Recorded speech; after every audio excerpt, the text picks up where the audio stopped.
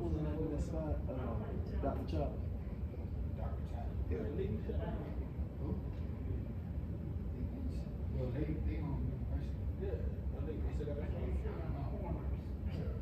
Parmesan still up? You know? Yeah. Huh. Oh, yeah.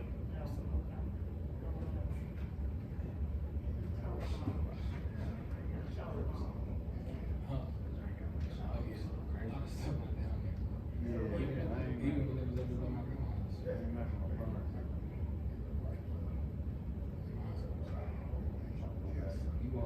He walked in the rest of the seat. Yeah, I'm trying to hold. Shoot, I was on some food. Walls at 20 feet. Twin Peaks.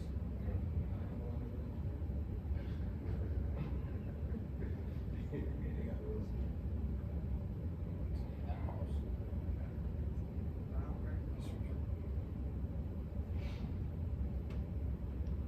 What else is that like?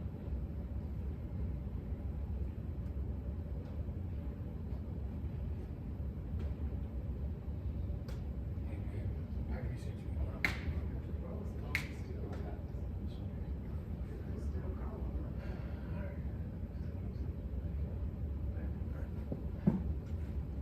Cool.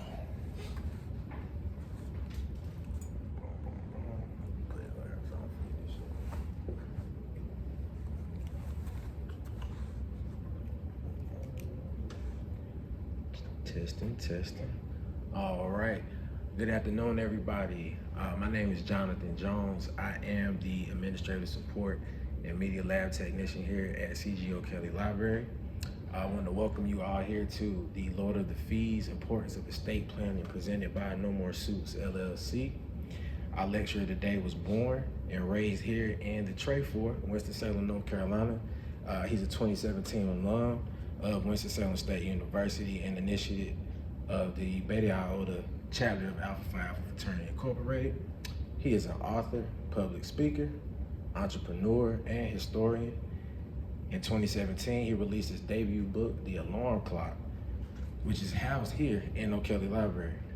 For nearly the last decade, he has utilized his publishing enterprise, No More Suits LLC, to release several more of his own works while providing a platform for other authors to distribute their work around the world. Over time, he's developed a passion for history and uncovering the truths that have been lost in time or hidden. I had the pleasure of meeting him my freshman year here at State as a fellow member of the Renaissance Minority Male Mentoring Program. We later connected to complete an audio book of his debut title, The Alarm Clock. So without any further ado, please welcome our guest lecturer, Mr. Darrell Q. Slade. Clap it up, clap it up.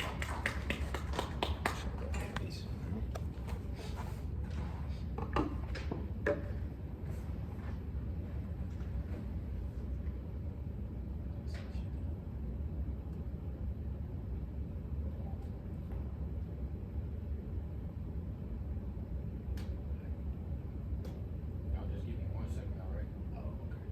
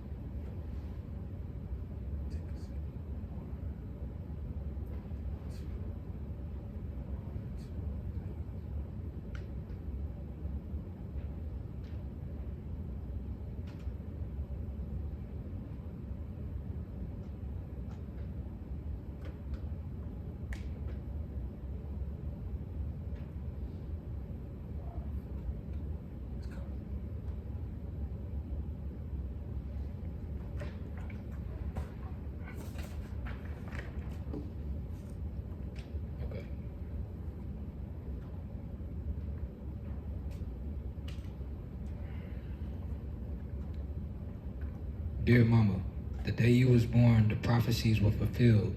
You was the king's daughter from the Hasdip Urban, and the whole world felt your presence when you entered the earth.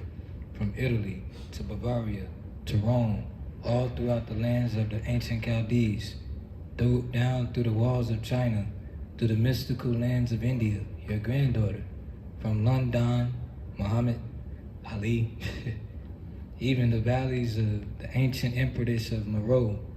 You was the return of the Nubian, the Sheba, who David sang when you bathed in Carolina, Mama.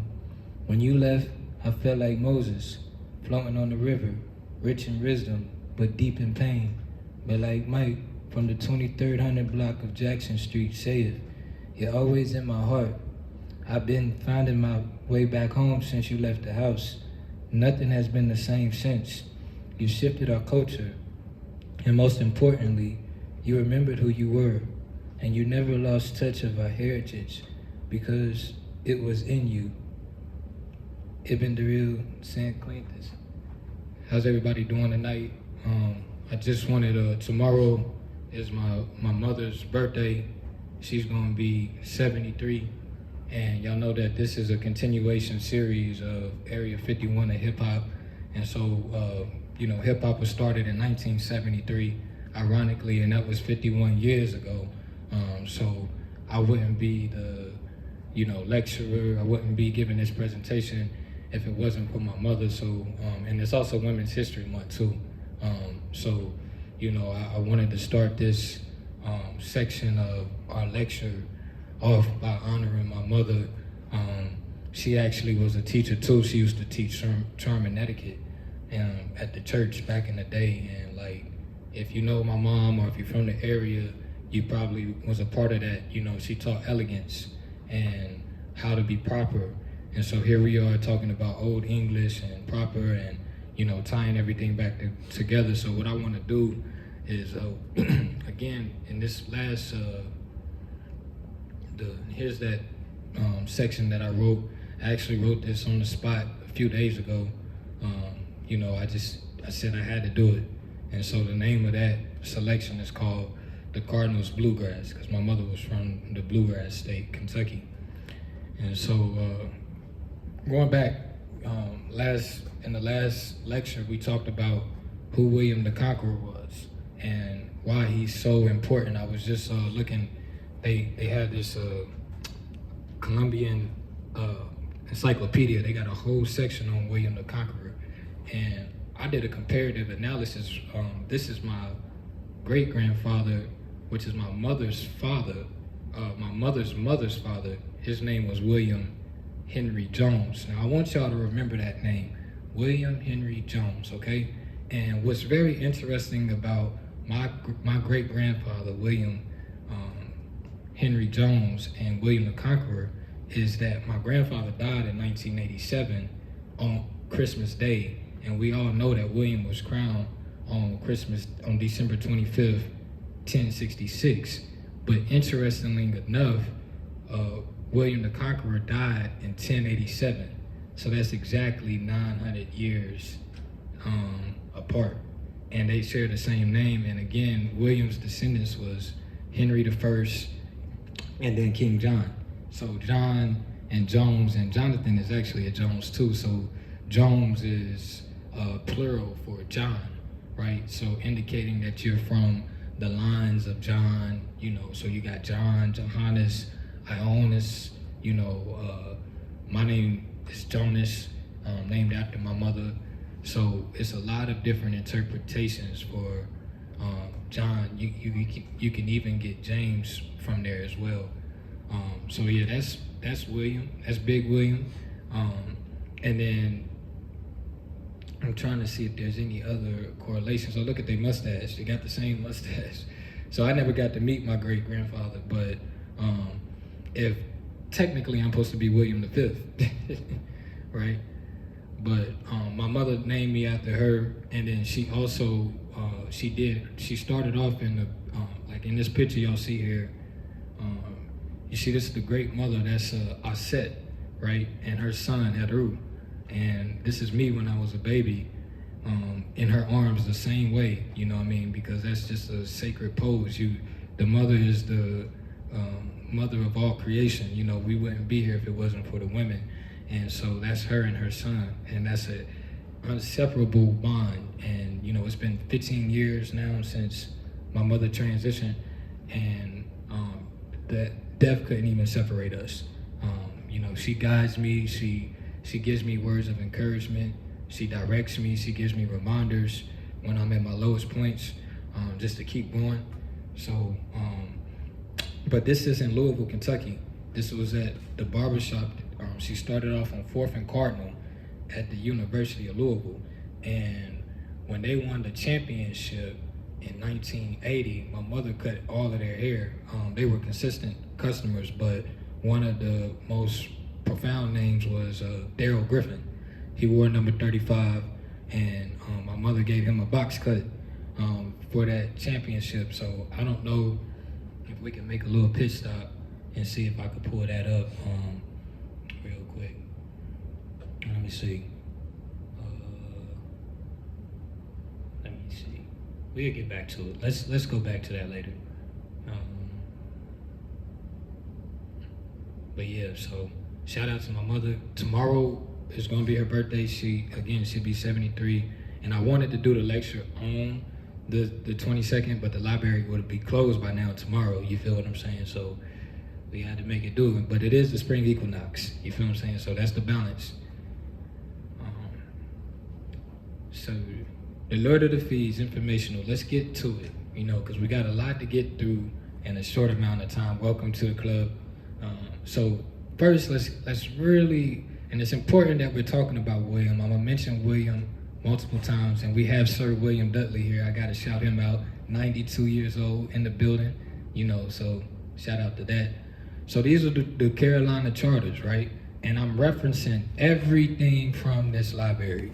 And so what I'm gonna do is I'm gonna pass this around like I do. This is the Carolina charters. They got records going back here to North Carolina records, Carolinian records, going back here in this library, going back to the 1500s. You know, I want to say 1578. Yep, says it right here, 1578 to 1698. And on here, again in the last lecture, I showed you our seal, and you're gonna see the chief, and you're gonna see his empress, and you're gonna see their offsprings. That's our seal. That's the law of the land. Be fruitful and multiply, right? You're gonna see the abundance of crops that's surrounding them. You're gonna see the deer, and then in Latin that reads Magnum Siglorium Carolina Dominiorum, right? Because at that time, so in Latin that's pretty much saying upper North Carolina and South Carolina. So can you, if you're on the Zoom, can you mute your mics? If you're on the Zoom, mute your mic. Mute your mics if you're on the Zoom, please. Yeah. So real quick, we need to really examine history and what happened, and specifically our history. Again, nationality is so important. So the Europeans, who we call them the Europeans, they didn't get here. The white Europeans didn't get here until 1753. However, England and Great Britain, again, William the Conqueror, he was on the throne in England in 1066, right? So a lot of stuff happened. A lot of stuff happened leading up to that point. And everything was about commerce. So essentially, with these charters, and you know, we coming off of the Moors that was in Spain, and Columbus' discoveries of the New World, which he didn't make it to North America. It was De Soto who came and discovered these parts of the Carolinas, and John Lawson, and I think they have record books from John Lawson. This book I got from, this is from the Forsyth County Library, the American Indian in North Carolina. You get accurate reports of the first European contact here with the indigenous population. And so the first charter was to Sir Humphrey Gilbert, June 11, 1578. Then you had the charter to Sir Walter Raleigh. Remember Sir Walter Raleigh, we're gonna see that name again, just remember. The charter to the Virginia Company, 1606, the Virginia, it was three of those. It was three of those charters. And then you had the charter to Sir Robert Heath, October 30th, 1629. And the one that we really want to focus on is the last charter, which was issued to the Lord Proprietors of the Carolinas, right? That was March 24th, 1663, and it was reissued again on June 30th, 1665, right? And let's see, Ella, that book, it should have, that's where I'm referencing those points from. And so, just real quick, let's read this real quick. It says the theory of effective occupation was advanced by the English to counter the Spanish claims, because remember, Spain first made their claims in the New World, but you had pirates, you had English pirates and things like that. So now England started discovering what opportunity lies in this new world, right? And then you have the Papa Bulls from 1452, Down Diverses, and then you have 1493 with the doctrine of discovery, where they can come over here and make claims on our lands based off of their Christian codes, right? And so this is where all of this is matriculating from. It says the theory of effective occupation advanced in English to counter the Spanish claims, virtual monopoly of trade, political dominion in the New World, etc. By the time England entered colonization, Spain already had an extensive empire in Central and South America and claimed North America as well. Spain based her claims on the discovery of the Spanish explorers in the Treaty of Tordesillas in 1494. So this is where they were trying to make claim of like their half of the world, right? And you know, they were really arguing these lines of what part of the world is going to be theirs, you know. And again, an important word that we're going to examine tonight is consent, right? So they were making all of these decisions without the consent from the original occupants of the land, which was us. We've always been here. We've been here since here was here. So under the Treaty of Portugal, so this was between Spain and Portugal, claimed right to Africa, Asia, and the eastern part of South America. Spain made claim to North America and the greater part of South America. England, however, refused to recognize the claims based on the demarcation lines or exploration, where she contended that those nations had right only to those lands which were actually occupied. In accordance with this theory, England conceded that other countries' regions they had settled, but she claimed herself the right of conduct and trade to establish colonies in unoccupied regions. Okay, let's see. All right. If you on here, the Zoom, make sure you mute your mic.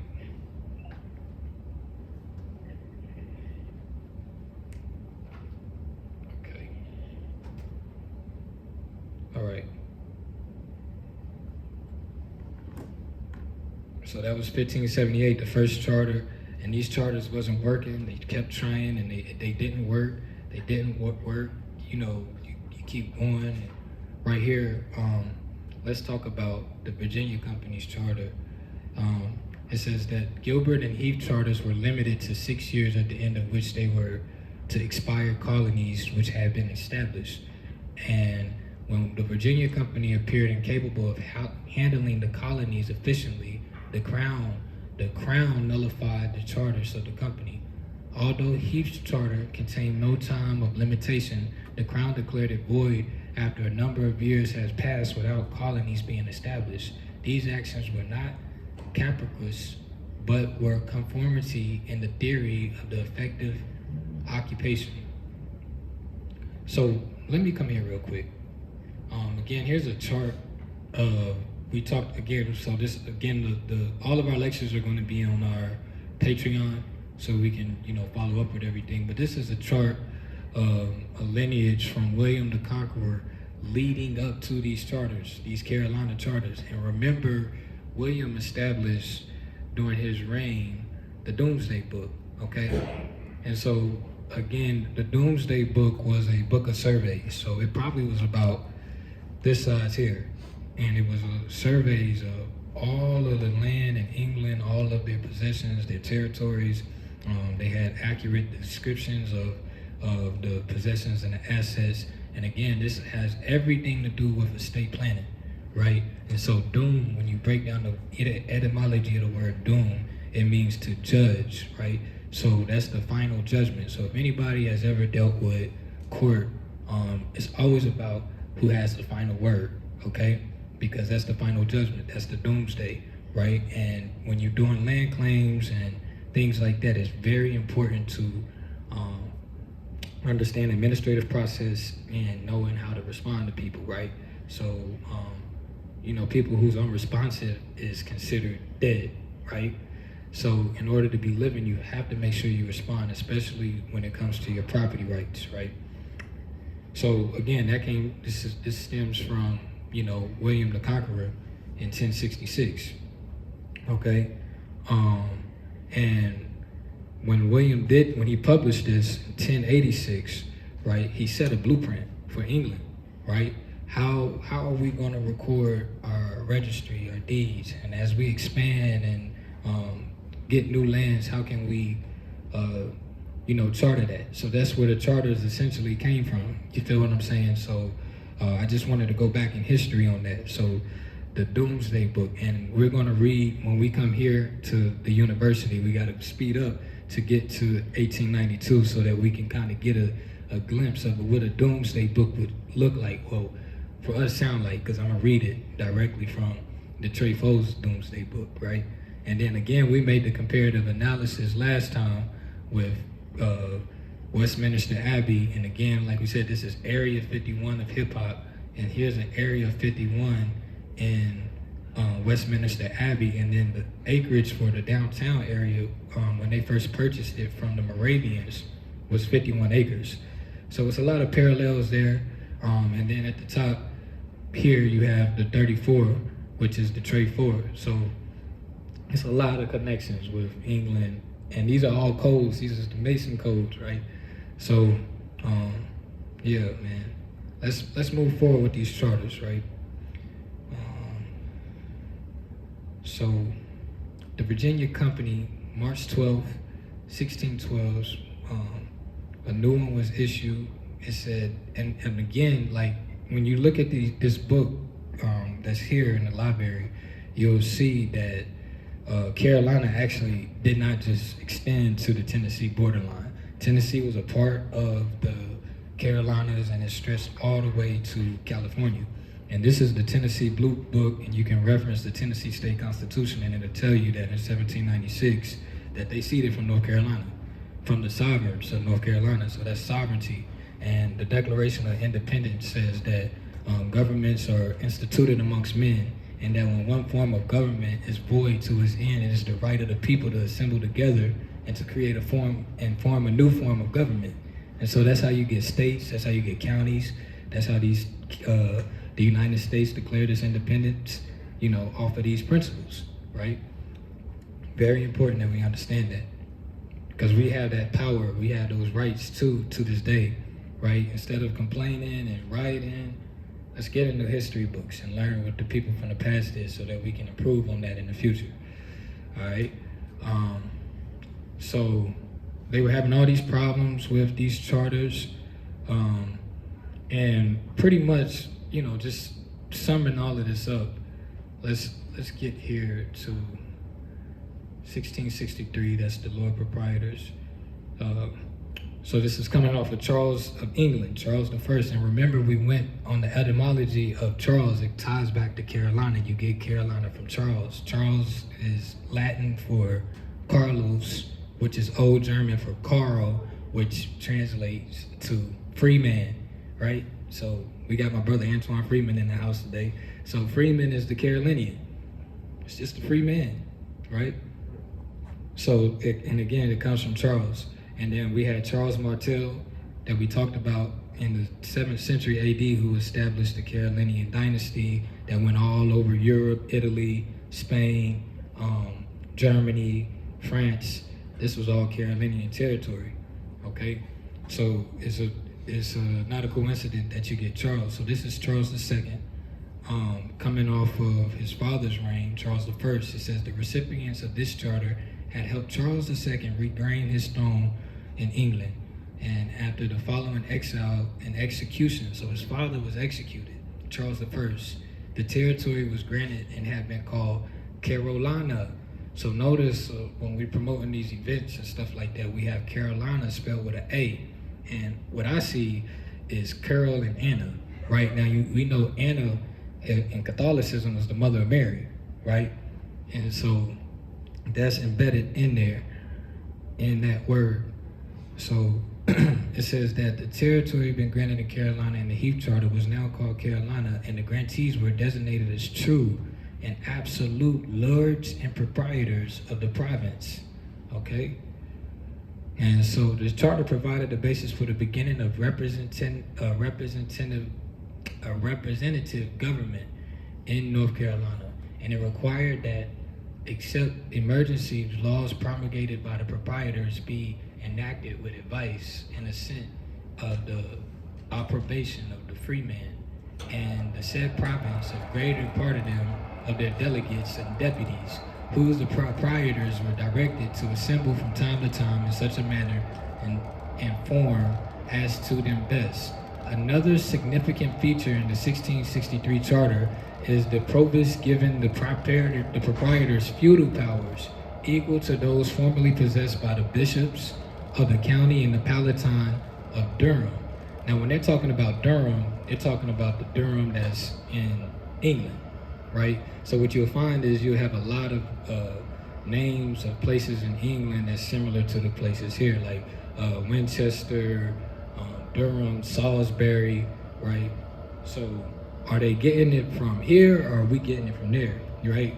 I tell my brother, I was like, you know, Plymouth Rock landed on us. We didn't land on Plymouth Rock, right? So during their authorizing religious tolerance in Carolina, although the Church of England was established as the church of the province of the proprietors, they were given license, liberties, and authority to grant indulgences and dispensations to those who really in their judgment and conscience should not conform to the ritual beliefs by the church. So here's we getting into the origins of church versus state, okay? And that's been a long debated argument. It's like debating LeBron and Kobe. You feel what I'm saying? Who has more power? Who has more authority? Is it the church or is it the state? Can the state supersede over the laws of the church? You feel what I'm saying? And vice versa. So, and then that goes to the Constitution. When you look in the Constitution in Amendment 1, it has the religious rights, right? So everybody has the right to religion, right? And so right here, lining up, in conformity with religious tolerance, the provisions of the proprietors permitted all religious groups to follow their own form of worship in the Carolinas. That's very profound.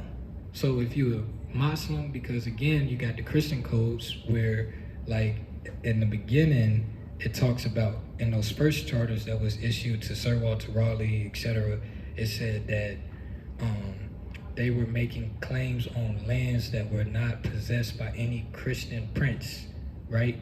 And so, again, going back to the 1493 with the Doctrine of Discovery, it said that anybody that was not a Christian was, the land was here in America was considered terra nullius, right?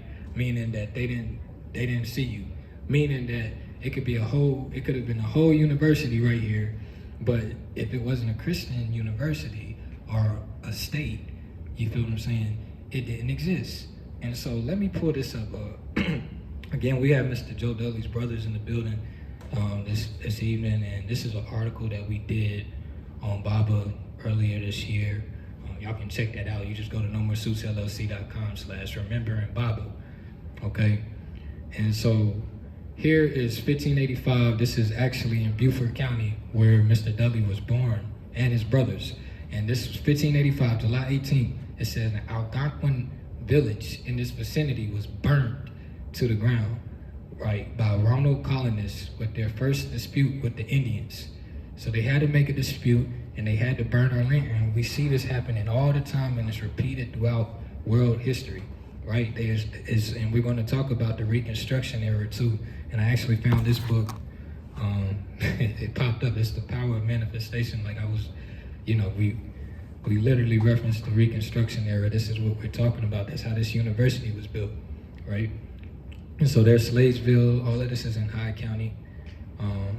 So I just want to reference that. So they were burning our villages because of, the conformity, us not conforming to their set form of religion. And then another good book is this, Separate Canaan. This is a gem. This is my book, and it talks about how when the Moravians came over here, they had the American Indian had their own form of religion, but they didn't recognize their Christ. You see what I'm saying? Because nobody can with our religion, nobody can come in between us and our Maker and our Creator. You see what I'm saying? So, because of that, it caused a lot of conflict and war and land claims, etc. So, 1663, and then let's see here.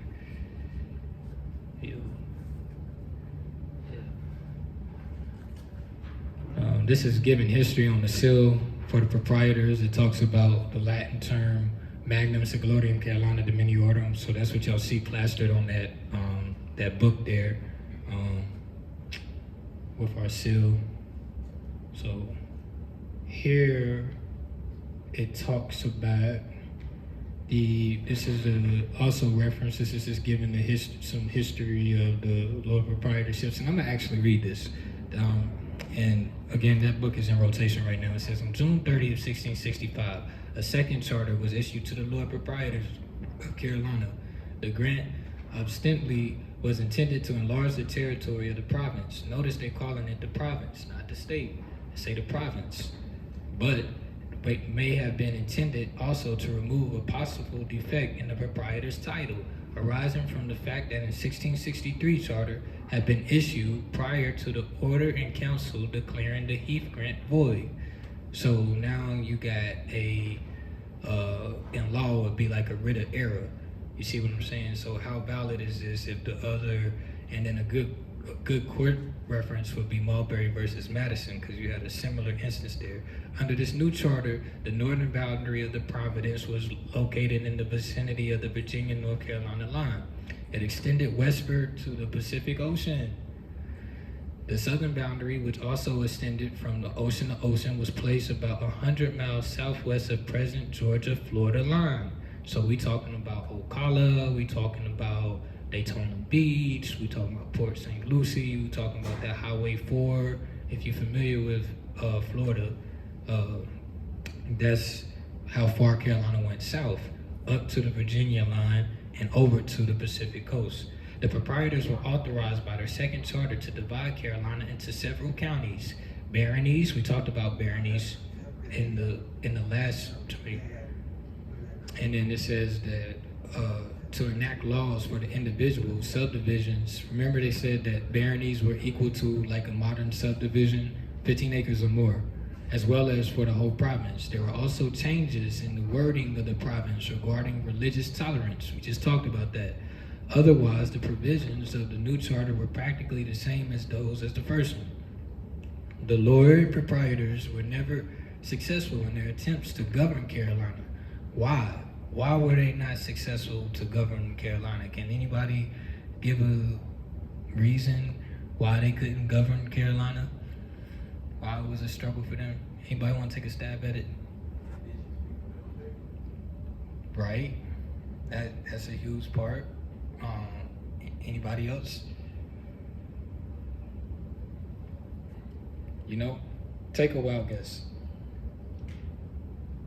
Okay, so the reason why was because they were governing from proxy. They were all the way in England, so that's like, okay, this is the university and this is a part of the UNC school system, and the Board of Governors is in Raleigh, but they're not familiar with the culture here. You see what I'm saying? Like, so it's like you have to understand that when you govern, you have to govern from the land. You got to be one amongst the people. You feel what I'm saying? Because when you govern, you are representing the people. You see what I'm saying? So how can somebody represent you on the other side of the world? You feel what I'm saying? No, what up, fam? It says that the Lord proprietors were never successful it says that there were government instability were constant. The economic progress was slow because, again, you had to, they were here for commerce. You feel what I'm saying? But we already had everything set up. We already had our trade routes set up. We already was plugged in, really. So, like, they were really interfering at that point. Before the end of the 17th century, the crown official had become dissatisfied with the conditions in the province and had begun to nullify the proprietors' charters. In the early 1700s, the crown officials offered for several of the proprietors, it says they undertook legal proceedings against the charters, but they failed, check this out, because several of them were members of the House of Lords, and Parliament privilege protected them against such action. So think about that. That's like the safe house in Grand Theft Auto, in Latin terms, in layman terms. 1719, the South Carolina inhabitants revolted against the proprietary government, and the crown took over the government of that colony. Notice that the crown don't move. The colonies move, and we talk about white supremacy, but the crown was revoking their authority or any of their supremacy. So you're not supreme if you have a privilege. You understand? So take that in mind. This is why, again, we're going to be talking about trust, because the trust is the crown, right? Again, nobody in between you and your maker. The North Carolina proprietors continued to govern until 1729. All but one sold their interest in Carolina to the crown, the Earl of Granville, and his name was actually William Granville too. He refused to sell his interest. Now, when you look at William's tract or his estate, right? Because his estate is your estate, because this is literally, it stretched, when you look at it on the old maps, it stretched from like Durham, and it comes through this area, and I think it goes all the way to like the Catawba River, I would say. You feel what I'm saying? So he had a large tract, but he was the only one that didn't sell. Now that's very interesting, and I'm still doing research on it because they said that this is how the Moravians came to town, and we got book references. Again, this book is another good cross-reference that talks about that sale between Lord Granville and Count von Nicholas Zinzendorf, right? Who was essentially like the Lord, he was a Lord of Germany, and he came from a noble family in Germany. And again, like, here's J.A. Rogers. I'm gonna pass this one around too so that y'all can see all of these notable Negro coats of arms and the German families. And this section right here shows all of the, you can flip through there and see all of our notable shields and things like that. Because we were running Germany on a feudal system, family rules, mob rules, and we see that kind of happening again today, where the family rules and all of it. Again, it ties back to the estate. So these were the shields, and you have the 8 shields, and then when you look in the middle of that, that's like the old flag of England, like that old English flag, and it still flies today. It's a red and white. Well, it's a white background with a red cross. So again, compare those shields on there to this. You see what I'm saying? You see the Flower de Louis that shows you about the Franks. So this was still, however you want to spin it, it still was ours, right? Here I want to make again, this goes to the legitimacy of the sale of that estate from Lord Granville to Count Nicholas Zinzendorf. That's where the Moravians were able to come here and settle because of that sale, and essentially how the city was built, right? So that's very important to look back. It's just like looking back at your old real estate records. You feel what I'm saying? But let's look what this says. Again, this is page LI, so this is at the beginning of I think this is the higher court records of North Carolina. There appears to have been uncertainty in North Carolina to the colony whether the courts were courts of the king or courts of the proprietors. Now that's very important even today, because like a lot of these courts that they send you to, that you get summons to, are what you call, they're not real courts. The only real court is the district court. However, that's why you have to challenge the jurisdiction of the court to see if that's the proper venue. And so they were having this issue in 1729.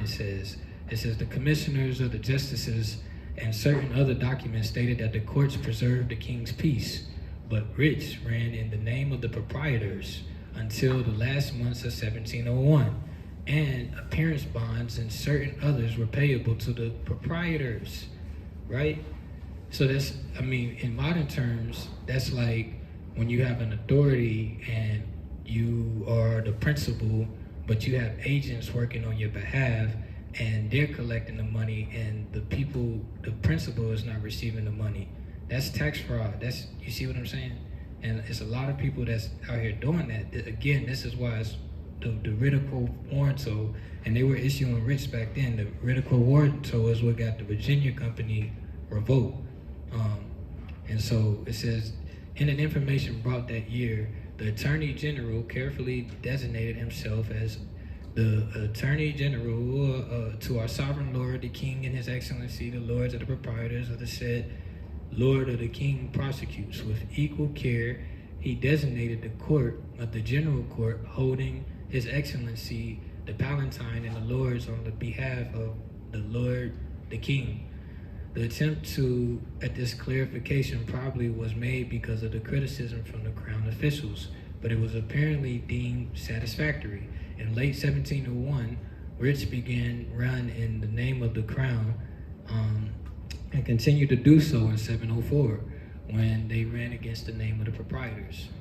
So again, that's just showing you how to, like, again, a lot of it's called in law, it's called de facto.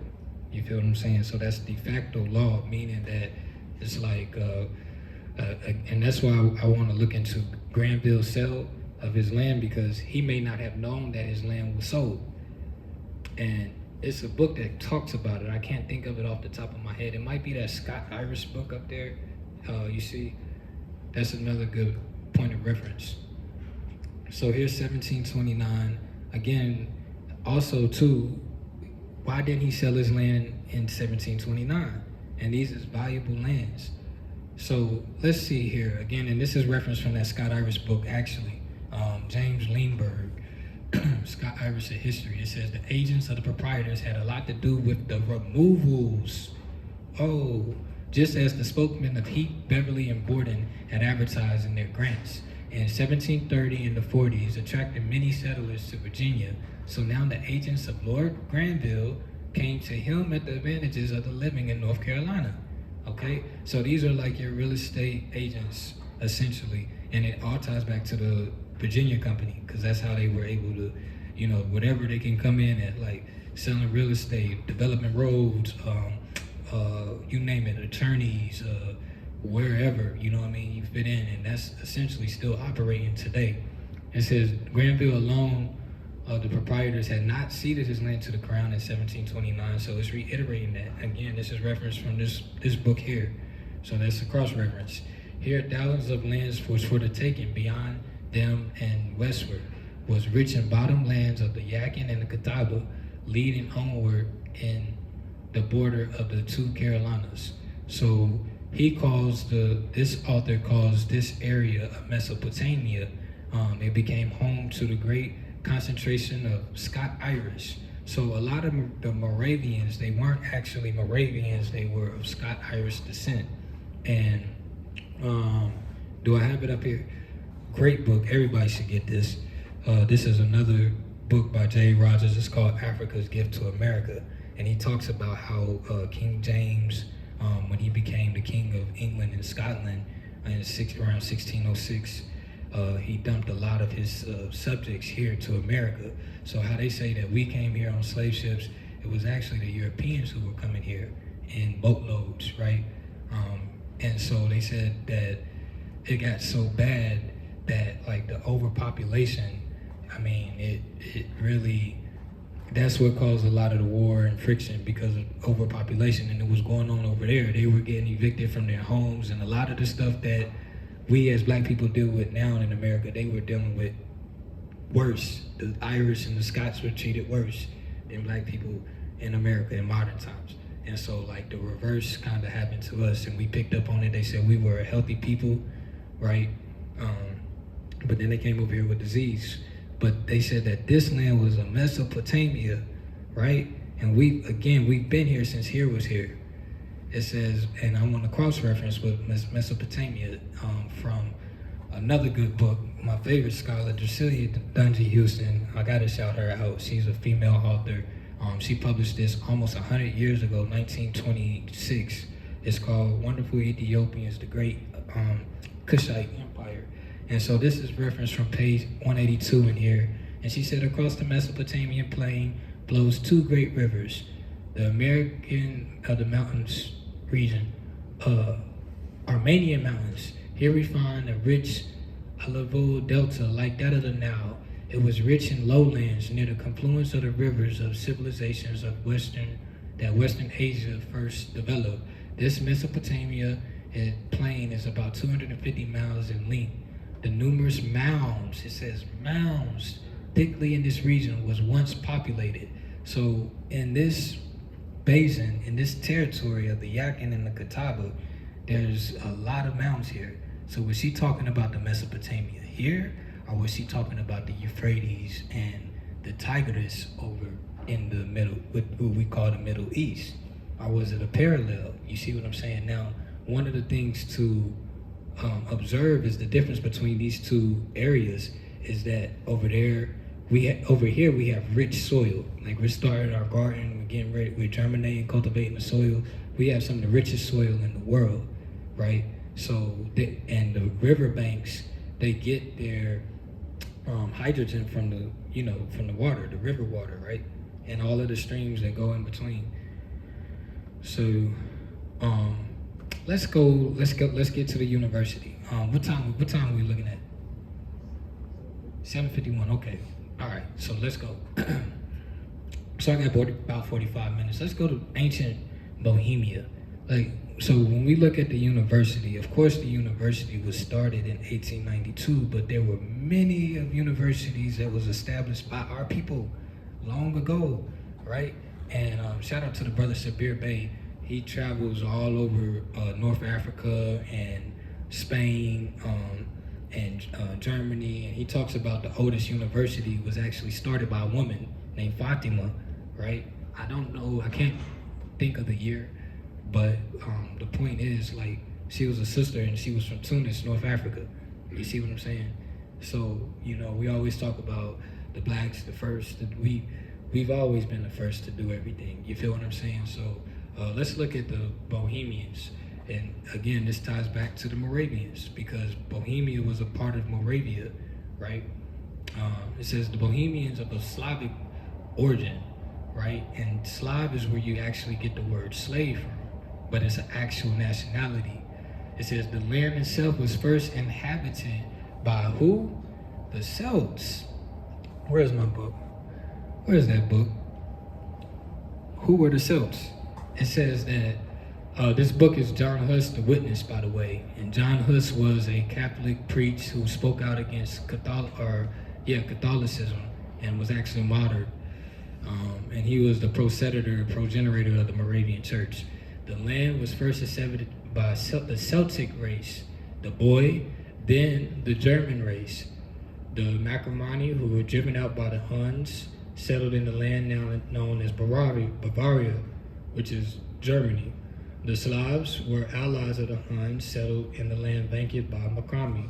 For long centuries, the country was ruled by native kings, right? But in 1310, the male line died out, and the sister of Wenzel, the last of the Slavs, had married John, the son of Henry VII. Luxembourg, a German dynasty, was seated on the throne in Bohemia. The land had become intimately connected with the various fortunes of Germany. When Charles IV had came king in 1346 and was elected the emperor of the Holy Roman Emperor, and Bohemia was, so again, this was an indigenous country, but when you had the German king come in, he brought his people in. So now, therefore, it brought in foreign invasion, right? So that's very important. It says Bohemia was likewise drawn into the complex relations of imperial politics. The history of Bohemia during all this time had been almost unceasing progress and prosperity. The native kings such as Ottokar I and Ottokar III had raised the country to a position of influence throughout the whole region of Western Europe. So we built all of these nations, right? But then once we got to our peak, right? Like I want to shout out the Safe Bus Company. That was started by us, and when it got to its peak, 1971, it was sold to the Western Transit Authority.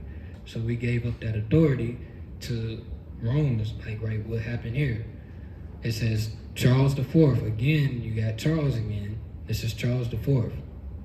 That Bohemia reached this climax of prosperity. According to Palaki, he was the most popular king who had ever ruled in Bohemia. To this day, every Bohemian heart warms in the mention of his names, and lips overflow with the reverence of gratitude for old Charlie boy, right?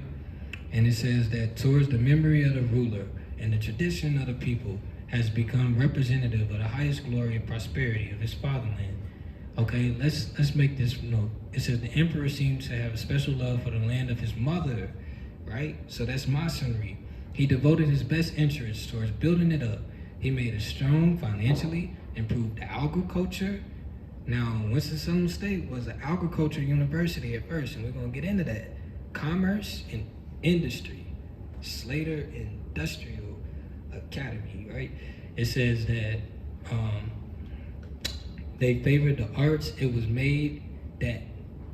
that made Prague the beautiful city it is today, right? It laid the foundations of the famous here's Carl again, Carlos Freeman, it's Carolinian Brunk, and built many foundations, churches, and castles.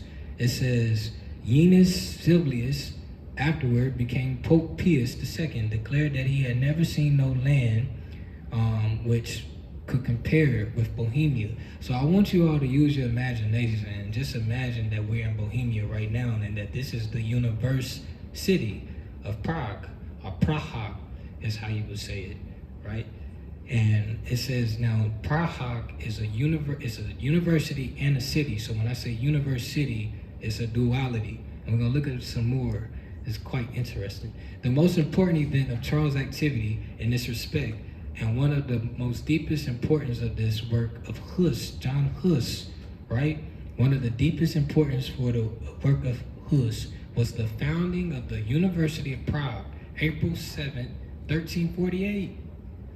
The first German university, and almost immediately the mecca of students from all parts of Northern Europe, right? So they said that people from all of Northern Europe would come to this melting pot, essentially, because that's what a university does. Just like here, you have people from the 252, you have people from the 704, the 9 Dime, the 336, you feel what I'm saying, so on and so forth. And then we got, you know, the 202, shout out to DC, you know what I'm saying, and Atlanta, where else do we get students from here at the university? Rarely we get New York. That's more like Howard, but here in the South is really like that DMV area, the whole state, again, the province, nationality, remember, of all of the counties. And we're gonna read Simon Green Act, we're gonna read from C.G. O'Kelly, who this library is named after, where he's talking about this. So it says that number of students have amounted to 30,000. It was organized and modeled after the University of Paris. So when you look at Paris, par is for, and then you look at the is is Isis. So Isis is for Isis, it's for the mother. Theology and law and medicine and philosophy was divided into 4 nations, right? So, and that cut off, and I got a little note here that said, we build nationhoods from universities, right? Wordplay, but I don't. So if you follow me on Instagram, I'm always posting, stuff. So look at here, here's another university. Again, we mentioned the University of Paris, but just north of Paris, you got Saint Quentin. That's my middle name, and if you know me, you know they call me Quentin. So Saint Quentin is actually, and this is why, that's why they say, man, know thyself, right? So Saint Quentin was a philosopher. He essentially was a writer, And this university it ties back to what we were talking about in the last session when we were talking about the Normans, right? Because they commissioned San Quentin to write the history of the Normans. So here it is in modern times, San Quentin, France. And so it's a university. They got a basketball team. I was gonna post some pics from their basketball team. They actually be balling out there. And they was playing shot from the tray. So they hip to a girl from here, from the city, you feel what I'm saying? So it caught me off guard. They playing shot from the tray fall all the way out in San Quentin, France. So they hip to the culture. And again, they have a university, and I plan to, with my studies, to go there, to go to all of these countries and share this history. It says, now look what it says about San Quentin.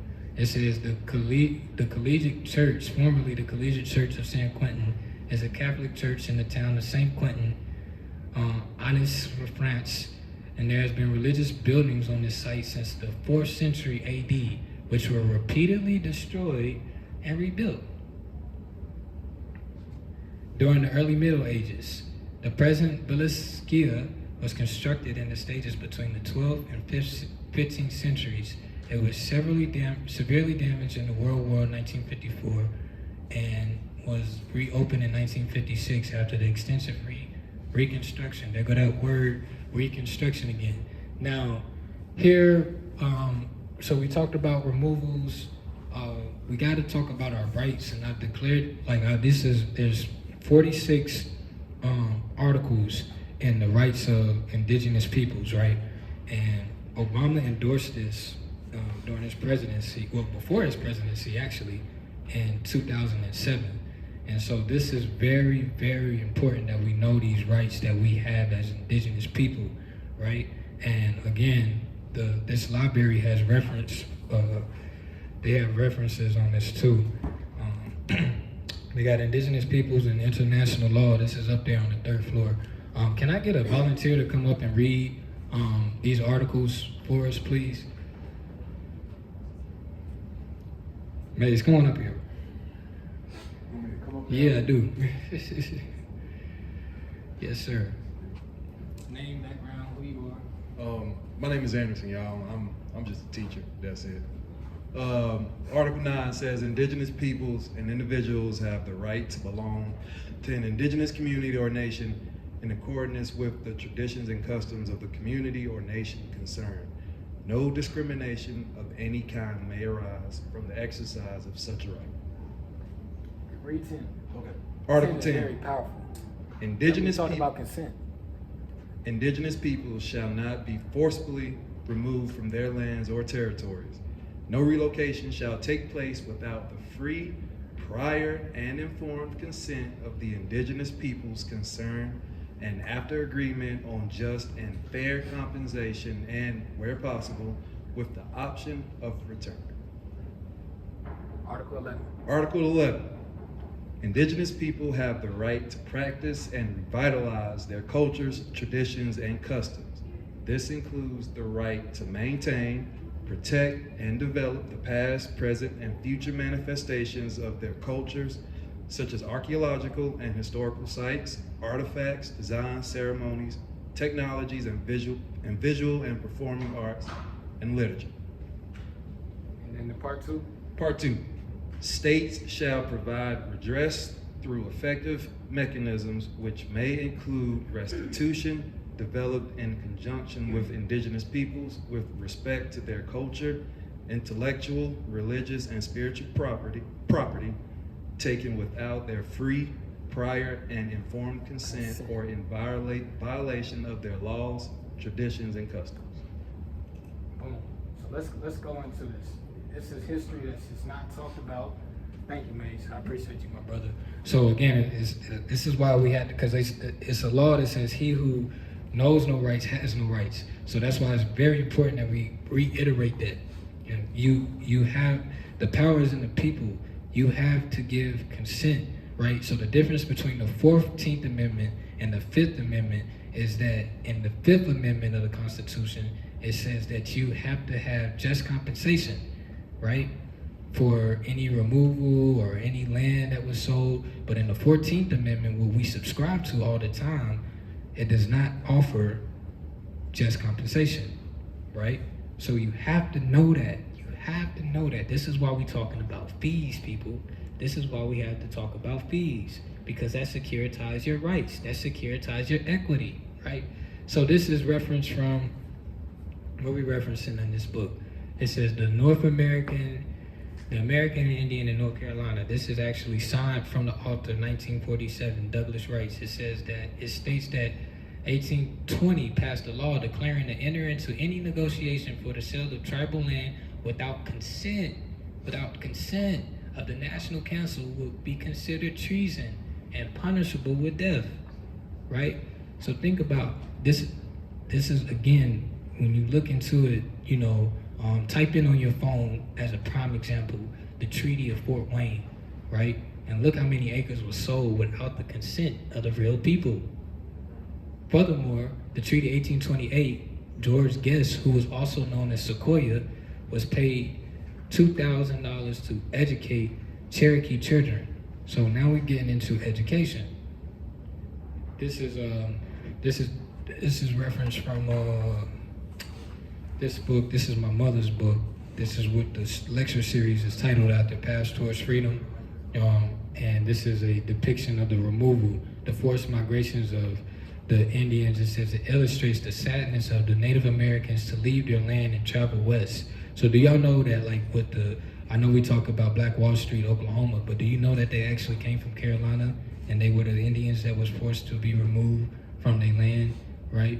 And again, like Drusilia Nunji Houston says in here, man, page 6, she come in like it's like a Drake album. You feel what I'm saying? Like just how she just be talking. So this is Mr. Dudley's article. Let's see what it says that I want to talk about the Ethiopians.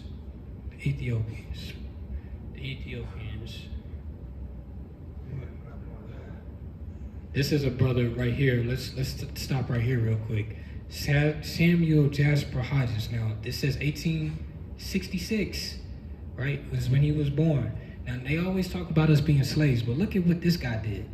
He was a landowner in North Carolina. Also grew up in a large family, 8 brothers and sisters. His parents and his grandparents. Samuel was a proprietor in the Hope Mills Company, whose demand for wood led to a bill of exchange where his company was offered land in exchange for wood. Samuel took advantage of this opportunity and secured 600 acres in 1887. This land, which was more than triple in acreage by 1975, was still occupied by his descendants, right? Here's Mr. Dudley, and Mr. Dudley actually started a university right off this Highway 421 on the northern side of the highway. You feel what I'm saying? So we can do it, and it can be done. And like Mr. Dudley says, I can, and I will. And let's reference what Drusilia says. She says the Ethiopian is a great race, probably the oldest. It is a race that does not die under adversity.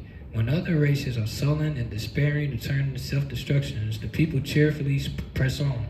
When they think they've blocked and turned aside, they pick flowers along the pathway of pleasure. We need our eyes open. This type of ignorance is despised. We built the great internal pyramids in Egypt and laid the foundation of civilizations of the great historical ages. Because of the slave trade, broke the threads of remembrance. They walk among us with their heads bowed and themselves ignorant of the fact that this story unfolds, right? So we are great people. You see what I'm saying? So we have to get away from that trauma culture and get out our feelings, and let's continue. In my book, The Alarm Clock, I say, instead of saying hands up, don't shoot, we need to create our own You see what I'm saying? So this is what happened with us. Some of us stayed in fault. Shout out to the Chickamauga. Some of us left, and the rest of us joined the Union. And here's Sequoia. Now, here's Pembroke. Interesting, right? Pembroke was actually called Indian State Normal College, just like this was Slater Industrial Normal School. I want to read this. Can I get another volunteer to come up and read, please? If not, I'm gonna call you out. Read. Huh? Come on. You don't read? I'll read, y'all. I'll read. It says that Frederick William Marshall and Christian Lewis Brayson, the present directors of the Society of the United Brethren for Propagating the Gospel amongst the heathen, having represented to me that the Reverend Abraham desirously being permitted under the direction of the said society to reside with his family among the Indian tribes within the United States, to instruct them and their Christian and the principles of Christianity as well as the useful arts. The President of the United States approving the intentions of the society as above. These are to enjoy all the officers, civil and military, and other good citizens of the United States. Now remember, the citizens was the one who joined the United States. They didn't go to Oklahoma, they didn't fight, they joined the United States, right? And so, good, I got a reference right here. So it says to permit them to pass and repass the objects of missions on his part and be truly observant of the Constitution and the laws of the United States, particularly the provisions of the law that entitled an act to regulate trade and intercourse with the indigenous or Indian tribes, given under my hand the seal of the War of Office of the United States, this 9th day of December in the year of our Lord, 1800, and our independence of the 25th. Page 231, and this is the Cherokee amongst the Moravians. I had to go digging for this. This is stuff that they do not tell us about. They don't tell us about this stuff. They tell us, the typical thing they tell us was that, when you go to, I got this book reference from Old Salem, and when they go in there, they assume everybody to be indoctrinated. So they say, well, yeah, Shoeman had slaves over there, and then they freed the slaves, and then that was that, and then y'all started building. But it's deeper than that, right? They don't tell us about the Cherokee amongst the Moravians and how they learned everything from the Cherokee when they came here and the indigenous people when they came here, because they didn't know anything. They learned everything. They talk about how we learned stuff from the Moors in Spain, but they didn't talk about how we were here too, teaching them how to cultivate crops, how to grow our own herbs, etc., etc. So again, commerce with the Indians by educating them, right? So they profited off of our benefits, right?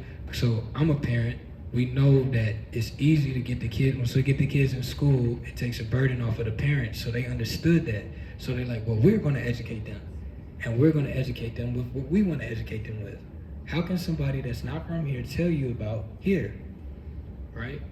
Article 1, Section 8 of the United States Constitution says that the powers of Congress to regulate commerce with Indian tribes. So there you go. Now you get the origin of it. It says, and foreign nations among several states and within the Indian tribes, right? Here is an order. This is actually at St. Philip's right here, right across the bridge there, in Old Salem. And I just want to look, I want you to look at what it talks about. Here's the, look, first of all, look, make note of the frieze, right? This is the frieze. Get a good look at them, right?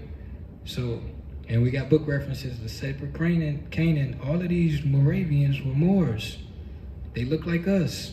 The original European look like us. And again, y'all seen the shields on that Nature Knows No Color lines, right? So they're coming directly over here, right? So let's look at what it says here. I'm gonna just paraphrase that the former masters of the freedmen to employ them as the hired servants for reasonable wages.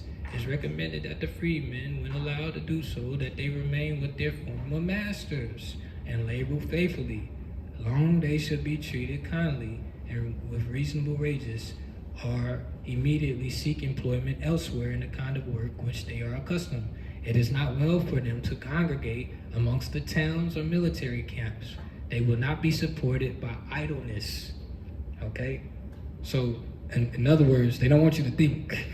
You see what I'm saying? They want you to work. And then John D. Rockefeller in 1903, said for the general education, he wanted a nation of he wanted a nation of workers, not a nation of thinkers. You see what I'm saying? Again, so there's this commerce. So if we're gonna get rid of slavery, what are we gonna come with next? You see what I'm saying? Well, there you have it. So it's important that we look at this, and then again, we talk about the Reconstruction. You got to destroy before you rebuild. We went back to 1585. We showed how they were burning our villages, raping our women, forcing us off the land. So from that, you know, you look at an insurance policy. When you look at an insurance policy, you know, who's the beneficiary? So were they the beneficiaries from burning our lands? So that's how they leveraged to reconstruct, right? Now look at this. We the people of North Carolina, we the people, right, of North Carolina have reestablished a state that was taken from us on July 1st, 1686 by the United States military. As this result, the Reconstructions Act 1, 2, and 3, it says these acts imposed on us a military dictatorship, an election of changing our constitution, a constitution all foreign to organic law. Our constitution, this is referenced from ncrepublic.org, by the way. Our constitution therefore has been dormant but not dead since that date, and we are breathing life into it by doing exactly what we're doing tonight, people. Understand that. It said it's a little known fact through the course of history that 2 states was called North Carolina had entered the American Union. The first one was entered on the 12th state, November 21st, 1789, by the freemen, our free people, right? So who's the freemen? Who's the freemen? Well, Twan's in the house. And Twan's name is also Tariq, and Tariq was also the Moor who conquered Spain in 711. You know what I'm saying? So the second state of North Carolina, the 39th state, entered the American Union on June 25th. This de facto government, right, was put into place by the United States military. And when you look into it, you're gonna see that the military went to the governor, the de jure, so the opposite of de facto is de jure. When he went to the governor, he said, you know, you either step down or we're taking you down. Very important. Very important. So, real quick, time check. What time we got?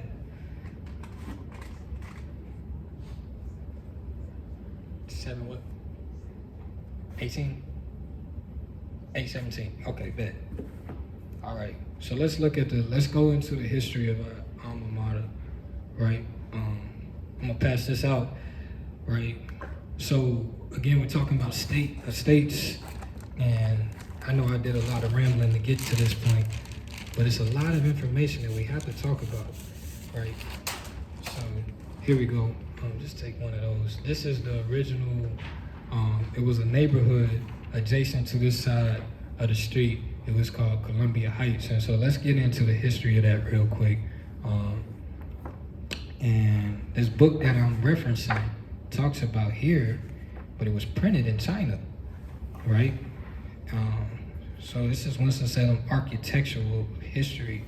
And again, like, think about what we were talking about with the Doomsday Book, right? And so let's talk about this. This is just unknown history. Let's get into it.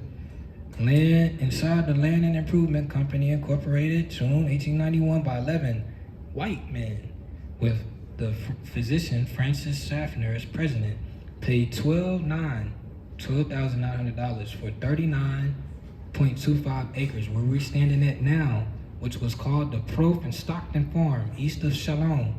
In September of that year, they engaged the civil engineer Ludolf, who had previously had the West End and Washington Park and Sunnyside, to create a residential subdivision encompassed of 26 blocks bounded by the Richmond and Danville Railroad, which you cross over before you hit Cromartie on the north, the Wachovia Creek on the east. According to oral tradition, Simon Green Atkin, who was Depot Street's principal at the time, felt that the land was ideally suited to become a neighborhood for black professionals in conjunction with his vision for African American education institution.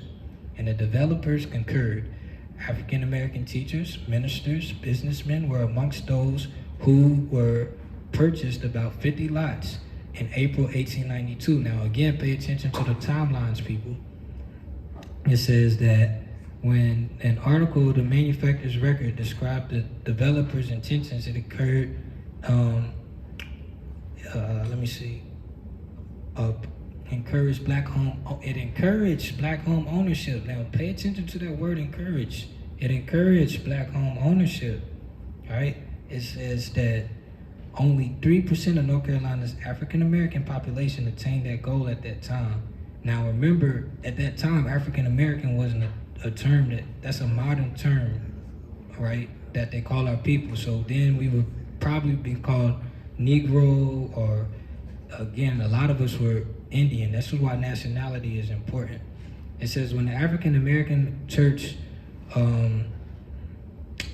Bishop Wilbert Universe trustee Benjamin William Arnett visited to discuss the holding of National Association of Colored Youth annual meeting community, they sparked widespread interest in the project. Although the area was initially unnamed, check this out, Atkins suggested that it be called Columbian Heights to commemorate the World Columbian Exposition, an exceedingly influential cultural event that brought almost 26 visitors to Chicago between May and October of 1893. Now, what they were doing were honoring the 400 years that Christopher Columbus discovered the New World. So I'm sitting here reading this and I'm like, well, why would he want to call that after this, right? But you know, you have to look into it. Let's skip ahead. I just wanted to bring that fact out, and let's go into the history of Slade Academy real quick. And I might have to paraphrase, but look these charters up. Again, this is why we talked about charters leading up to this. So now, the North Carolina, so from charters you get constitutions. From constitutions you have republics, states, etc., etc. So from the Carolina charters you get the state constitution, and this is where the state of North Carolina comes from. And again, remember, it got overtaken by the military. So they're operating under the color of law. And I remember coming back in town. Actually, I was in the library around the time when the sister got thrown out of the classroom. Again, that's that military force, right? And de facto, right? As opposed to de jure. So that's very important. So State of North Carolina charter Slade Industrial Academy as the, pay attention, Slade Industrial State Normal School on March 6, 1899. Now, when you type in that charter, you type it in. I want y'all to do your homework and look that up. Just type in Slade Industrial State Normal School Charter, and then you type in 1899. It'll come up. Creating a corporation headed by President Henry E. Freeze. We saw the Freeze. Vice President J.F. George, Secretary Simon Green Atkins, the same board of trustee that involved in 1892 to guide the institution and prepare the agreement whereby Slade was eligible for additional $1,000 state government subsidy each year as long as the campus contributed matching funds. And that's still going on today, right? The matching fund program with the state. So it was incentive based, and that's exactly how the state always gets over on us. They're like, well, we'll give you this, we'll give you this. Like with the American Indian in North Dakota, they killed all the buffalo. So we had to depend on their food source, right? So that's how the state gets us every time. And so it goes in, it talks about, here's important. Atkins remained the school president. 9 teachers were prepared for teaching the students further studies and careers ranging from education to medicine to building trades and agriculture, right? Now, one of the things I do want to point out is I study the cosmos and astronomy, and right now Jupiter is in the house of the Ram. And if y'all know the mascot, our mascot here is actually called Amen. So Amen is alluding to the Ram, which is why this is the Rams, right? And so here, I went back to 1892 or 1893 on this day. In 1893, Jupiter was actually in the house of Aries in the same placement, right? And this is an ancient oracle, and Drusilla Dungy Houston talks about it on page 43 in Wonderful Ethiopians. Let's see, what did I do with that? Does anybody have that Wonderful Ethiopian copy, or do I have it up here with me? Well, anyway, let's just read what it says. It says that, and I want to make this point. It says that, okay, Moreau, the 100-gated thieves, Jupiter Ammon, and the oracles of Libya and Greece were woven in the most ancient Greek myths. Furthermore, it talks about Jupiter. It says that herein continues, Moreau from Immorable have been a oracle of Jupiter, right? So we've always tracked the cosmos when we built and started civilizations, universities, and things like that. So somebody had to know what was going on. Ironically, Jupiter was in the House of the Ram in 1892 when this university was first established, right? So, and that's where it is now. So that's the start, and Jupiter circles around our cosmos every 12 years. So we're on that same 12-year cycle that this university was established on. Okay, here you see some of the first houses that was in Columbia Heights, and here is the first school, right, that was here on the university. Okay, and again, I'm referencing Julia Dungy Houston. Now, what's very important, and there's an exhibit going on here that's called "We Built This," because we built this. This was our labor that essentially built this university brick by brick. The brick equity in this university came from the red clay here. Now look at this. Let's look at what Julia says. She says that the butchers, drains, and external ornaments showed that architectural knowledge was already advanced. The temple, with its huge masses of brickwork, rising stage upstage, each brilliantly painted and surmounted by a chamber, was at once a shrine and observatory, while the place stood at the heaped rubble and the court's imposing entrances, right? It says, furthermore, that these structures were made of sun-dried brick, the outside of the burnt brick. These edifices have sunk down into great heaps, mistaken for many centuries as hills. So that's like in 1,000 years. We're talking thousands of years ago in history. That's like this being ruined, right? We got the ruins of empire, but it was built by the brick. The middle of the 19th century, many were excavated. Magnificent statues, ruins of great buildings, extensive writings were revealed. The Sumerian libraries written upon clay tablets were composed of mythology, religious knowledge, legal forms, astronomical, mathematical, and geographical works, right? And this is revealed a well-developed civilization. So there's nothing new under the sun. This right here is the Slade Hospital. That was 1902, right? And it's now since demolished. So we had a hospital here on campus. And this right here is the old school brickyard. And you see, again, the students, the people, right? We built this. We built this. That's the exhibit. So here's Lamson Hall. This is one of our original halls. Again, look at the architecture there. The campus plant grew with an enrollment. Lamson Hall, the first permanent building, contained classrooms, offices, basements, a kitchen, a dining room, and a second-story chapel. Female faculty accommodation with girl dormitory rooms, finished attic. Washington, D.C. architect Frank P. Milburn designed 1896 Forsyth County Courthouse and many other significant buildings throughout the southeastern United States. Drew the building plans. 1897, Wachovia Moravian reported the Slater Industrial School in Columbia Heights, east of Winston-Salem, has arranged to commence work on this building.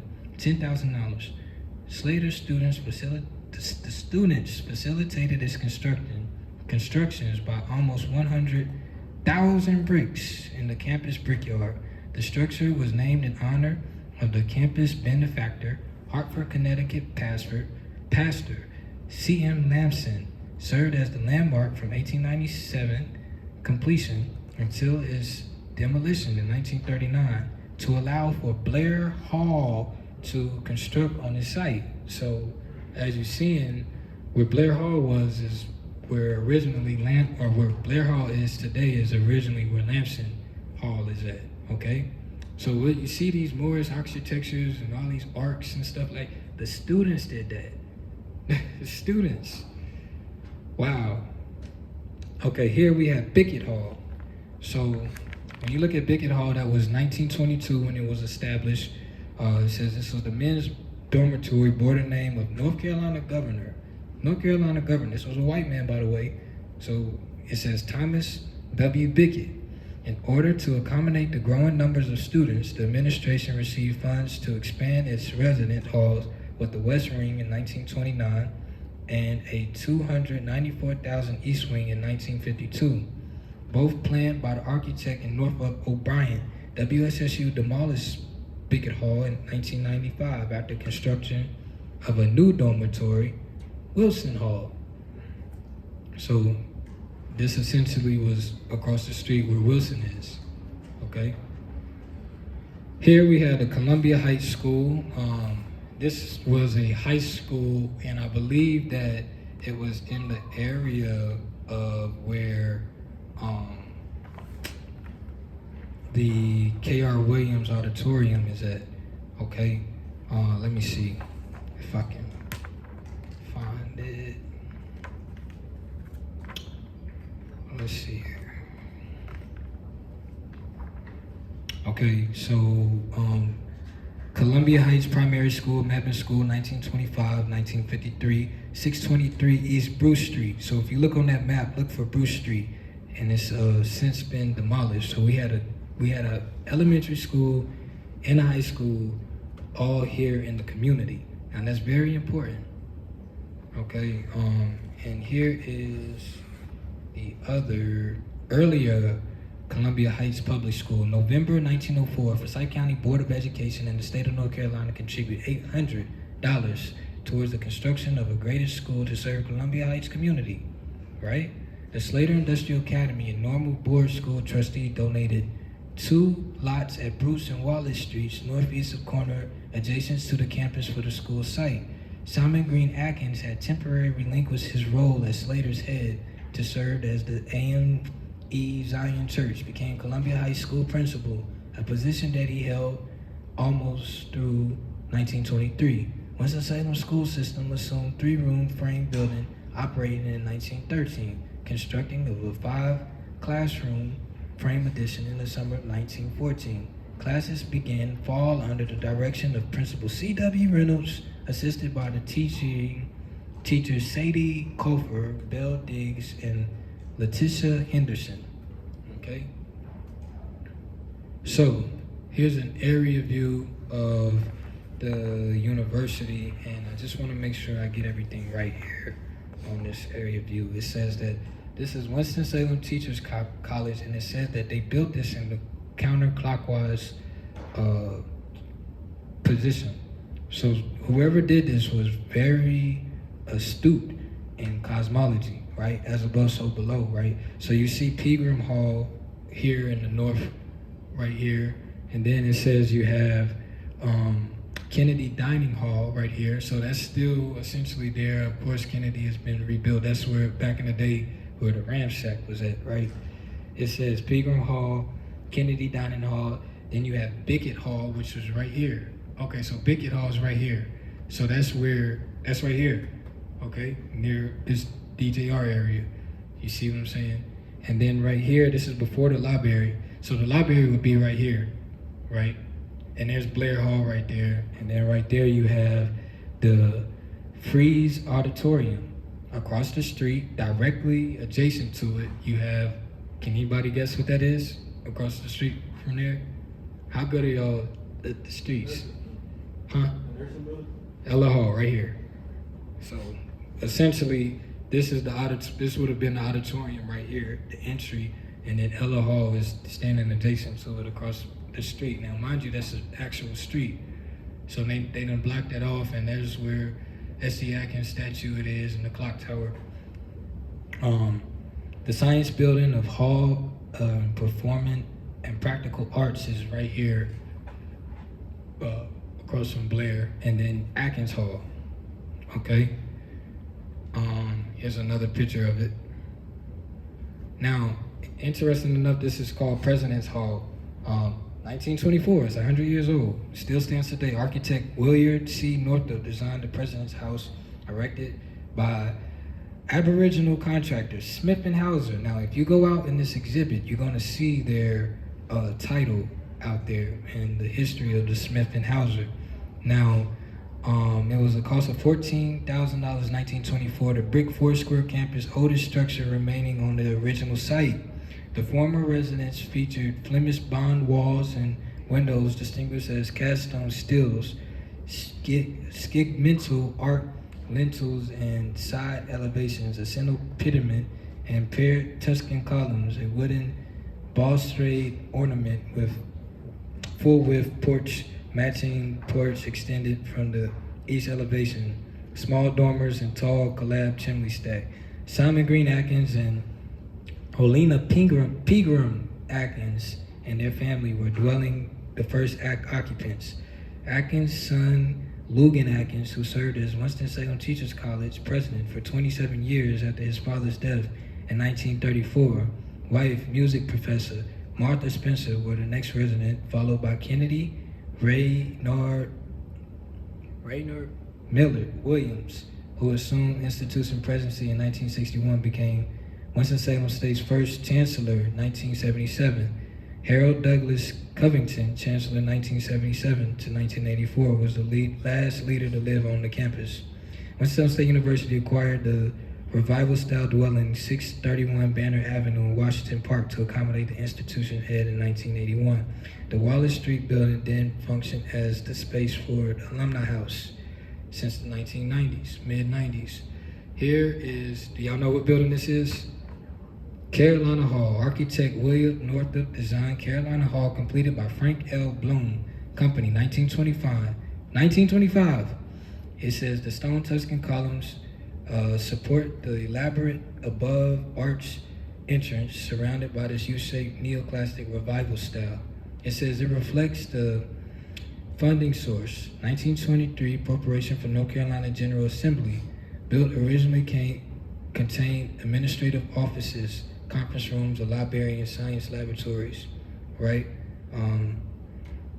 Etc. So let's go. That's Atkins Hall, the original Atkins Hall that was built. I'm gonna just tell you the year that Atkins was built. Let me see. I think it was 1925. Yep. Not seeing it. It's all good. Well, that's the Bargrave Bridge. I believe that was established in 1924 too, so it's 100 years old. The Bargrave Bridge, yep, 1924. Here's the arch, right? Let's see here. And that was from the probate when I was on the yard, from spring 30? We old, bro. 1940, Blair Pegram, the Stone Arch, 1936. Winston Teachers College class of 1936 subsidized the construction of this significant landscape feature. Dr. Simon Green Atkins' memory. It says the Mason or Mason James Major Higgins erected the two sizable stone posts spanned by an arch over the sidewalk of Carolina Hall. Higgins, who learned of the stonemasonry trade from his father, Silas, and two other older brothers, Sir Walter Raleigh and Frank. His stepfather perfected his crafts as he labored with almost 200 masons from all over the world to construct 42 buildings at Duke University in Durham over a 7-year period. He laid the stone Oxford Lutheran and St. Leo Catholic Church in Shalom, along with masons such as the Charlie Collin, who began mixing the mortar for Higgins' stepfather, who, after serving in the Army in World War II, Higgins and Calhoun both worked at R.J. Reynolds Tobacco Company. The first masonry commission as a second job by establishing a partnership. Okay, and it says that he also built walls, including many of those linings on U.S. Highway 311 in East Winston. All right. And here's Dillard Hall. I actually stayed there, so it's no longer standing. So I wanted to get a history of it. C.O. Price Construction Company, 1971. Greensboro executive. The architects Stinson Hines Associates plans for Dillard Hall, Winston-Salem State University, named after the historic brick women resident hall in memory of Eden native Nicholas Longwood Dillard, who served as Caswell County Training School. That's where my people's from, Caswell County. That's where all the tobacco came from. That's where the gold leaf tobacco came from. That's where R.J. Reynolds got it from, the Slade family. And the book reference for that is Winston-Salem History, sitting right there. It says, leading institution to become a fully accredited high school with an expansive campus. Dillard became the Winston-Salem Teacher College trustee, 1957, maintained that role until the death, 1969. Dormitory initially contained an office, supervisor's apartment, a parlor, recreation room, and 3 double occupancy rooms, along with lounges and laundry rooms. Now you see how close these windows is to the ground? That's why they had to demolish it. You know, they're sneaking women back up in there back in the day. So there go C.G. O'Kelly. And I really wanted to get to what C.G. O'Kelly said. I'm gonna paraphrase, but this library was built in 1967. It says this 3-story structure, upper floors slightly calivered over the precast exposed aggregate base, matching columns, flank curtain walls, containing the plate glass first floor, celestial windows separated by brick panels, a tall aggregate cornice with a deep return of complements of the composition. Architects Latch, Smith, Brown, and Pollock prepared the plans in 1967. The library, 1971, addition to renovation. Winston-Salem Teacher College named the building in memory of Raleigh native Cad Grant O'Kelly, a Lincoln University graduate who moved to Winston-Salem in 1895 to teach at Slater Industrial Academy and became the institution's second president in 1904. He left 6 years later to serve as the new charter National Religious Training School and Chautauqua's first vice president, retired in 1935 from Durham campus, which has been known as North Carolina Central University since 1969. He facilitated the North Carolina Athletic Association and NCCU's football stadium thus bears his name. I did not know that. Gant Humber, architect of Charlotte, designed 1990 library renovation and a distinct addition which includes the ground floor gallery specializing in African and American art, named in memory of WSTC alumnus and art professor James Thackeray Diggs. The venue serves as the educational center and community gathering place. So here we are. Let me get to these words. It's very profound that I do it because this is his library. And these are actually words from C.G. O'Kelly. And he was talking about, again, like if you look at that charter, it said that the original charter from 1892 was revolt.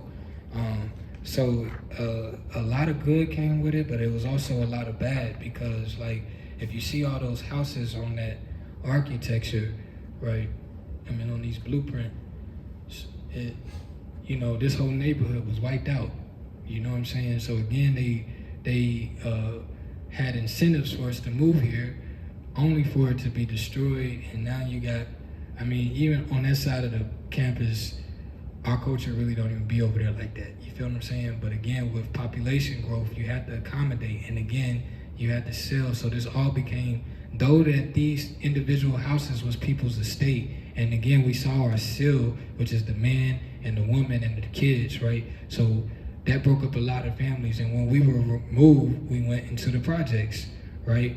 And we have an article called Silver Hill, an ancient Winston-Salem community that talks about the slums clearance project that removed a lot of the original people who were here, black people, African American, whatever you call you, native, indigenous.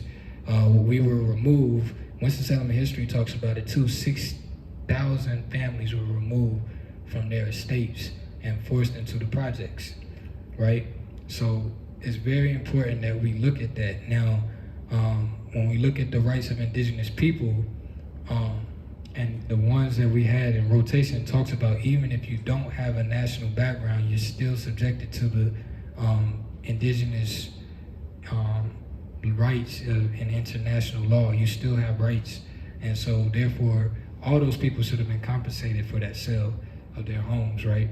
I don't know if they were, but, you know, just imagine the sheriff knocking on your door saying you got 30 days to go because they're going to expand on the university.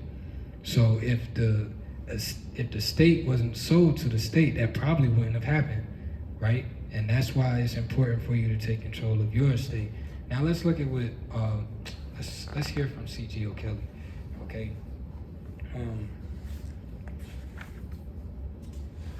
C.G. O'Kelly.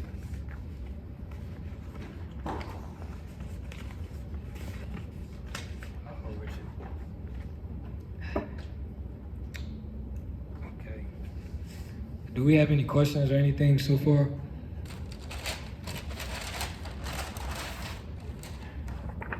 All right, permit me to make this brief statement of the work of the Slade School. This is words directly from 1908, right?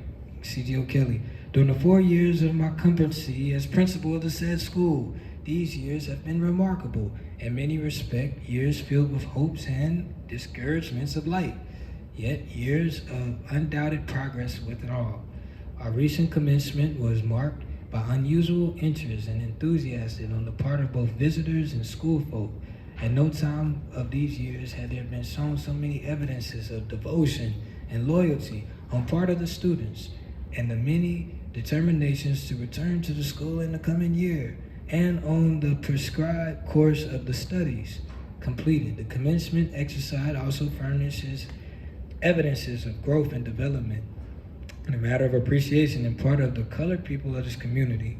The beginning remarks of commencement of the orator, Bishop Edward Rolldowler, congratulated the school upon the splendid audience of the best colored citizens in the Twin City. I look back over the work of the past 4 years. I'm free to confess that mistakes have been made, though not intentional. Progress too has been made, possibly not as much that has been made under the different circumstances.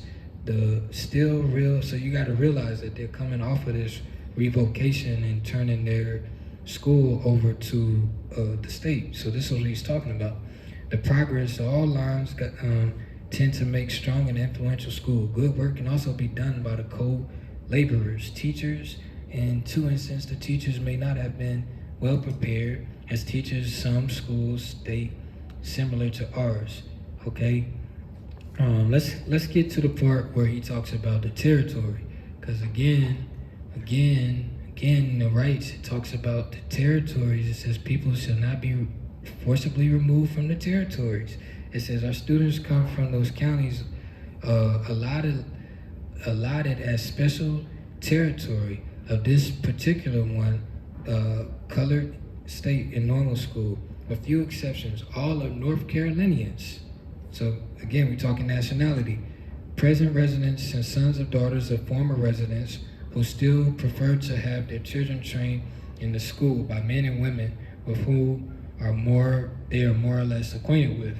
The entire school is nearly 400 students, represent 24 counties of North Carolina, 1 or 2 counties of West Virginia, and we remember we was talking about this earlier, with single representatives from Maryland, Tennessee, and Illinois. Under the present system of supervision, the work of the classroom has greatly improved. For several years past, professional work of mutual help in handling the problems in the classrooms, these meetings have proven untold value of helping several teachers become to understand particular subjects.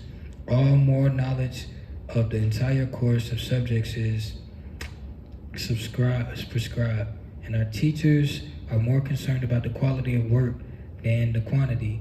Results are sought. It says that students have to gradually learn to do better study and preparation of lessons. There is the test examination of our superintendent. The entire class of 14 members may require marks of graduation, the highest average made by a single student being 97%, giving Slade a second victory. Point to the student, the school scholarship in the state normal schools by more than 6%. Okay, and it goes on. It's a lot. He talks about the school grounds. It says generous activity by W.A. Blair, valuable garden seeds, berry plants, strawberry, and choice flower seeds were sent to us, which enabled us to multiply our gardens. So they had a garden here, right? Again, this was an agricultural school at first.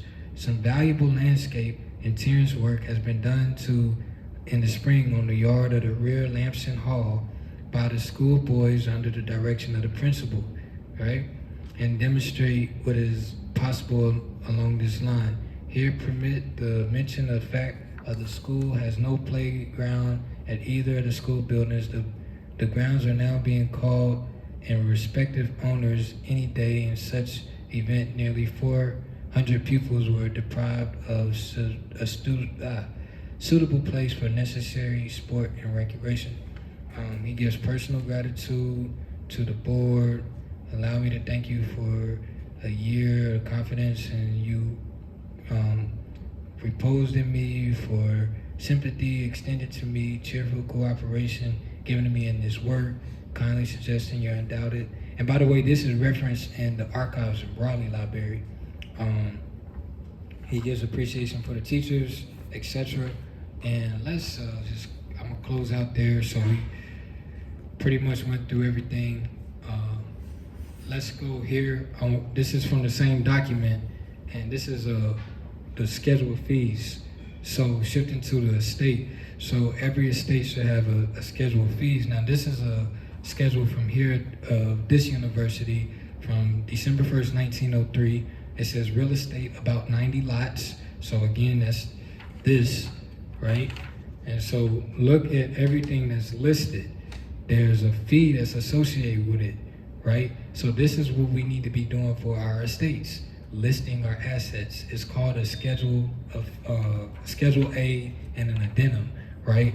So you have to size up what you're going to record. So here they had Lamson Hall recorded in there, paintings. They had the cost of the auditions, the chapel, improvements, furniture, the parlor, the library, furniture, outfits, etc. So all of this was initially recorded into the schedule, and they have fees associated with it. So that's how you get the equity. You see what I'm saying? From the fees, okay? So that's very, very, very, very important. And then we have an estate planning class that's actually coming up.